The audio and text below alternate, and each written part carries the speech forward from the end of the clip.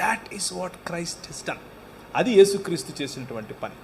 ఇప్పుడు మార్గం సుగమం, మీ ఎదుట మార్గం సుగమం. మీరు మతంలో, క్రైస్తవ మతంలో బైబిల్ చదవటం, ప్రార్థన చేయటం ఇవన్నీ ఓకే, కానీ ఈ మార్గం తెలుసా మీకు? ఆయన చూపించిన ఈ మార్గం మరణాన్ని చంపే మార్గం, శత్రువును గెలిచే మార్గం, ప్రేమతో పగవాడి అక్కడెక్కడ వెళ్తూ ఉంటే పరిగెత్తుకుని పోయి అనా నేనే అని ఆలింగనం చేసుకోవటం, అవతలోడు దూషిస్తూ ఉంటే, తిడుతూ ఉంటే వాడిని నవ్వుతూ చూసి గాడ్ బ్లెస్ యూ బ్రదర్ అని అంటే వాడి నెత్తి మీద నిప్పులు పోసినట్టు ఉంటుంది. Do you know this way? మీకు ఈ మార్గం, దేవుని మార్గం అర్థమవుతుందా?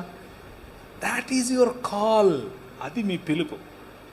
క్రైస్తవ సంఘం కేవలం భక్తి లేకపోతే భజన చేసుకుని ఒకానొక రోజు చచ్చిపోవడానికి మనం ఇక్కడ లేము.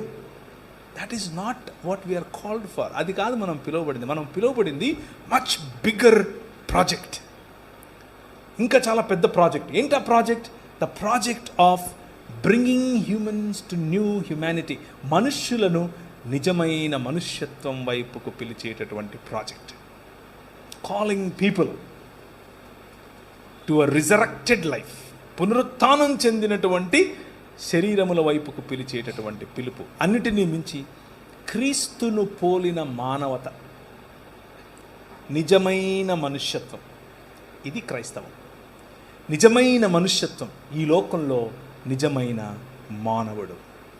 ఆయన అదృశ్య దేవుని స్వరూపి అయి సర్వ సృష్టికి ఆది సంభూతుడై ఉండులాగున ఆయన ఏం చేశాడు? తన కుమారుని యందు మనకు విమోచననిచ్చాడు.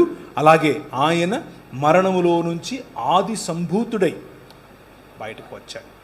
So that you all can come back to life, or you all can resurrect. మీరు ఆయన తరువాత ఆయన మార్గమును అనుసరించిన కారణం చేత పునరుత్థానులు అవ్వాలని, ఆయన సముఖమందు ఎల్లప్పుడూ ఈ భూమిని స్వతంత్రించుకొని, నూతనాకాశమును నూతన భూమిని స్వతంత్రించుకొని బ్రతకాలని, మూడవ దినమున ఆయన సముఖమందు స్థిరపడాలని తండ్రి అభీష్టం. మత ప్రాతిపదికన 4 రోజులు బ్రతికేసి వెళ్ళిపోదాం అని అనుకుంటే this way will disappoint you. ఈ మార్గం నిన్ను డిసప్పాయింట్ చేస్తుంది. కానీ మరణాన్ని చంపాలి, నూతన సృష్టిగా మారాలి, క్రీస్తును పోలిన జీవన విధానంలోనికి రావాలి అని అంటే వెల్కమ్.